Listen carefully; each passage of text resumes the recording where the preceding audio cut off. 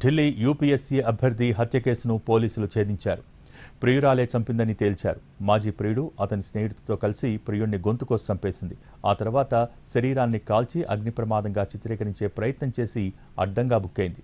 Forensic science విద్యార్థిని సహా ముగ్గురు అరెస్ట్ చేశారు ఢిల్లీ పోలీసులు. సివిల్స్ కు ప్రిపేర్ అవుతున్న యువకుడిని కిరాతకంగా చంపేసిందో ప్రియురాలు.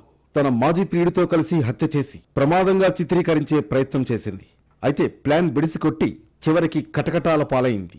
ఢిల్లీలో జరిగిన ఘటనలో ముగ్గురు నిందితులను అరెస్ట్ చేశారు పోలీసులు. ఢిల్లీకు చెందిన రామ్కేష్ సివిల్స్ కు ప్రిపేర్ అవుతున్నాడు. మే నెలలో సివిల్స్ కు ప్రిపేర్ అవుతున్న అమృతతో పరిచయం ఏర్పడింది.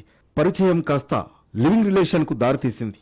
ఇద్దరు కలిసి తిమార్పూర్లోని ఓ బిల్డింగ్ లో కాపురం పెట్టారు. అయితే అమృత ప్రైవేట్ వీడియోలను తీసిన రామ్కేష్ హార్డ్ డిస్క్ లో స్టోర్ చేశాడు. ఇదే విషయంపై ఇద్దరి మధ్య గొడవ జరిగింది. ప్రైవేట్ వీడియోలు డిలీట్ చేయాలని అతడిపై ఒత్తిడి చేసింది. అయినా అతను వినలేదు.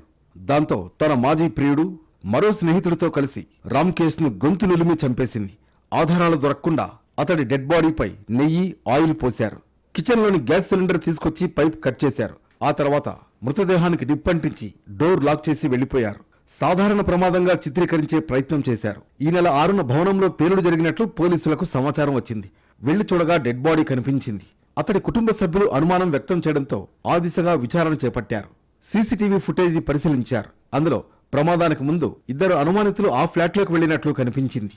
ఆ తర్వాత ఓ యువతి, ఇద్దరు అనుమానితులు భవనం నుంచి బయటకు వెళ్లారు. కాసేపటికే పేలుడు జరిగింది. అమృతపై అనుమానంతో ప్రశ్నించగా అసలు విషయం బయటపడింది. ये शक है कि किसी ने ये जानबूझ के ऐसा किया हुआ हो सकता है। तो इसमें हमने जब इसकी सीसीटीवी फुटेजेस वगैरह आसपास चेक करना स्टार्ट किया तो हमें घटना से थोड़ा टाइम पहले सस्पिशियस मूवमेंट दिखाई देता है और उसी सस्पिशियस मूवमेंट में हम लोग सस्पेक्ट्स को आइडेंटिफाई करके उनके फोन स्विच ऑफ होते हैं। तो क्राइम के बाद उन्होंने फोन स्विच ऑफ कर दिया था और इधर उधर वो भाग जाते हैं। तो उनको over a period of 4-5 days हमने मुरादाबाद से तीनों को अरेस्ट किया और अरेस्ट करके जब पूछताछ हुई तो पूरी वारदात का खुलासा हुआ। इसमें 3 लोगों ने इस पूरी वारदात को अंजाम दिया है। एक जो डिसीज्ड है उसी की फ्रेंड है अमृता चौहान, जो उसके बताते हैं कि लिविंग में साथ में रहते थे लास्ट 1 साल से। అక్టోబర్ 18న అమృతను అరెస్ట్ చేయడానికి ముందు పోలీసులు చాలా చోట్ల దాడులు చేశారు. విచారణలో ఆమె నేరం ఒప్పుకుంది. తన మాజీ ప్రియుడు సుమిత్ కశ్యప్, అతని స్నేహితుడు సందీప్ కుమార్తో కలిసి చేశామని చెప్పింది.